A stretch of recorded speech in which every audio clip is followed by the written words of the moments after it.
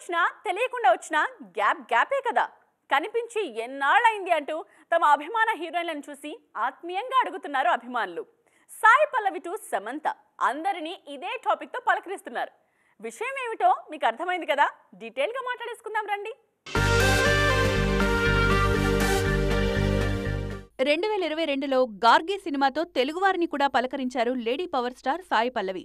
ఆ తర్వాత ఏమైపోయారు అంటే చెప్పుకోవడానికి పెద్దగా ఏమీ లేదు.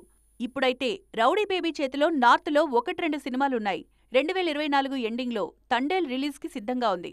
అప్పటిదాకా గార్గి జ్ఞాపకాలతోనే ఉండాలి ఫ్యాన్స్. రష్మిక చేతిలో చెప్పుకోవడానికి 1/2 సినిమాలున్నాయి. కానీ లాస్ట్ ఇయర్ యానిమల్ తర్వాత ఒక్క సినిమా కూడా రిలీజ్ కాలేదు.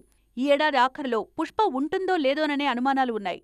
ఒకవేళ రాకపోతే 2024లో నేషనల్ క్రష్ కి ఒక్కటంటే ఒక్క రిలీజ్ కూడా ఉండదు. రష్మిక సంగతే అలా ఉంటే పూజా హెగ్డే గురించి చెప్పుకోవడం దండగంటున్నారు జనాలు. అప్పుడెప్పుడో F3లో ఓ పాటకు స్టెప్పులేశారు ఈ బ్యూటీ. ఆ తర్వాత చెడీ చప్పుడు లేదు. మళ్ళీ ఎప్పుడు పలకరిస్తారో తెలీదు. అప్పటి వరకు పాత జ్ఞాపకాలను నెమరేసుకోవాల్సిందే ఫ్యాన్స్. సమంత మాత్రం గుడ్ న్యూస్ చెప్పేశారు. నెక్స్ట్ మంత్ షూటింగ్ పక్కా షురూ చేస్తానని మాటిచ్చేశారు.